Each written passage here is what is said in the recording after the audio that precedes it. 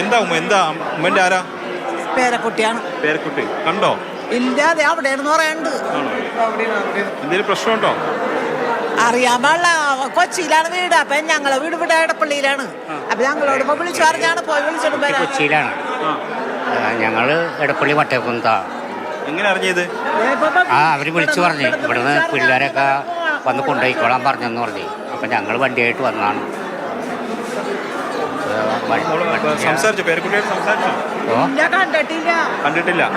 അങ്ങോട്ട് പോണേണ് അവിടെയാണെന്ന് പറഞ്ഞു. അതെ, ഓക്കെ. അവർ അങ്ങനെ പേരക്കുട്ടിയെ കാണാനായിട്ട് വന്നതാണ്. പേരക്കുട്ടിയെ വീട്ടിൽ വിളിച്ചു കൊണ്ടുപോകാനായിട്ട് വന്നതാണ്. അങ്ങനെ ഒരുപാട് രക്ഷകർത്താക്കൾ ഇങ്ങനെ ആശങ്കയോടുകൂടി ഇങ്ങോട്ടേക്ക് എത്തിക്കൊണ്ടിരിക്കുകയാണ്. കാരണം ഈ വിദ്യാർത്ഥികൾ ഇങ്ങനെ പരാതി പറയുമ്പോൾ സ്വാഭാവികമായിട്ടും ഇത് കണ്ട് വീട്ടിലിരിക്കുന്ന രക്ഷകർത്താക്കൾ ആശങ്കയുണ്ടാകും. അവരുടെ മക്കളുണ്ട്, അപ്പോൾ അവർക്ക് ആശങ്കയുണ്ടാകും. അങ്ങനെ അവരും ഇപ്പോൾ ഇവിടേക്ക് എത്തിയിരിക്കുകയാണ്. മക്കളെ അല്ലെങ്കിൽ പേരക്കുട്ടികളെയൊക്കെ വിളിച്ചുകൊണ്ട് പോകുന്നതിന് വേണ്ടിയിട്ട്. എന്തായാലും ഇക്കാര്യത്തിൽ ഉടനടി ഒരു അന്വേഷണം നടത്തേണ്ടത് വളരെ അനിവാര്യമാണ്. കാരണം NCC പോലുള്ള ഒരു ക്യാമ്പ് എന്ന് പറയുന്നത് വളരെ ലാഘവത്തോടെ നടത്തുന്ന ഒന്നല്ല. വളരെ അതിന് തയ്യാറെടുപ്പുകളുണ്ടാകും.